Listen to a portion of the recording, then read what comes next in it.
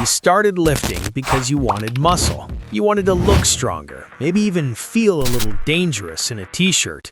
But if we're being honest, some of you are training in a way that looks like you're intentionally sabotaging your own progress.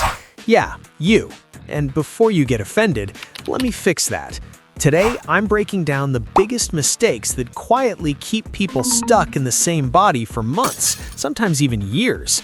And if you fix just a few of these, your workouts will finally start working for you instead of against you. First mistake, building your whole workout around tiny exercises. If your workout is just bicep curls, lateral raises, leg extensions, and cable flies, you're basically decorating a house with no foundation.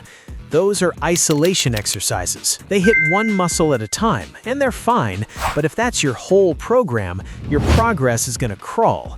Your body grows fastest when you train movements, not just muscles. Bench press, squats, deadlifts, overhead press. These recruit teams of muscles at once. That's how you lift heavier. That's how you trigger growth. That's how you build a frame instead of just a pump. Use isolation exercises like polish, not like concrete. Do your big lifts first, then use the small stuff to clean up weak points. Next mistake, thinking machines are useless or thinking machines are everything. Some people think free weights are magical. Others live on machines like they're hotel guests. Both are wrong. Machines are great when you need stability to actually feel a muscle working. If your shoulders hijack every chest press, a chest machine can finally make your pecs do their job. But machines also lock you into one movement path, and sometimes your joints are like, yeah, I didn't agree to move like this. Free weights move with your body. They make you balance. They make stabilizers work. They build real strength. So the smart move is simple. Use both. Machines for targeting, free weights for control, not randomly, with purpose. Now let's talk about the gym fear nobody admits. Walking into the gym as a beginner feels like joining a boss fight underleveled. Everyone has headphones on, hoodies up, and one guy is deadlifting a small car.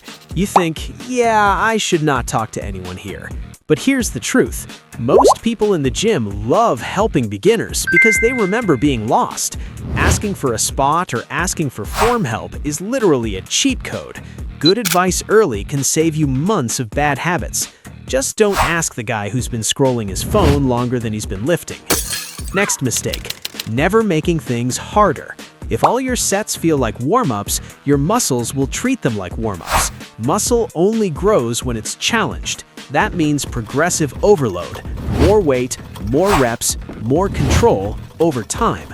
Not every week, not perfectly, but over months the numbers should go up. If the weight never changes, neither will you. Now the dangerous one. Trying to lift like a superhero before you move like one. Going max effort every session is how people speedrun bad form and injuries.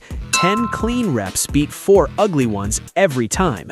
Ego reps build stories. Clean reps build muscle. Get strong with control first, then go heavier, not the other way around. Quick pause. If you've ever learned a gym lesson the hard way, drop it in the comments. You might save someone else months of frustration. Here's the harsh truth. Motivation doesn't build muscle. Consistency does.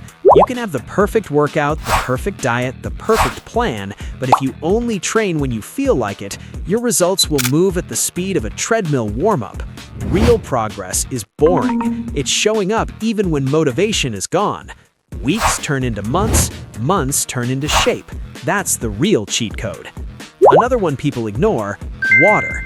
You're mostly made of it, and when you train, you lose a lot of it. Dehydration kills focus, strength, and endurance. Bring a bottle, drink, lift better. That's it. And finally, cardio.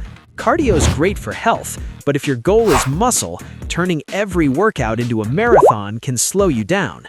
The body that looks athletic is built by building muscle and managing calories, not by living on the treadmill. Most fat loss isn't ruined by lack of cardio, it's ruined by sneaky snacking. And walking? Underrated. 10,000 steps a day burns calories without killing recovery. Simple, sustainable, effective. Last big one, protein. Lifting is the signal, protein is the material. No protein, no recovery. No recovery, no growth. Around 1.6 to 2 grams per kilo for most lifters works great.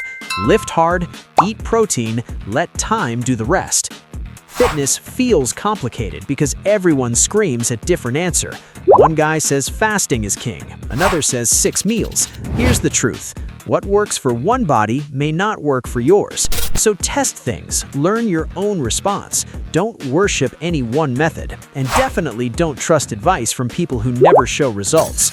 So if your workouts feel busy but your body doesn't change, it's not because you're broken, it's because you're training small instead of building big, and rushing instead of controlling.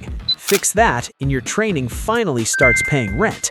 And if you don't want to keep making these mistakes, subscribe, because in the next videos, I'm breaking down shoulders, neck, forearms, and posture, the muscles that actually change how you look. Strength is good, but looking strong is a skill, and skills can be trained.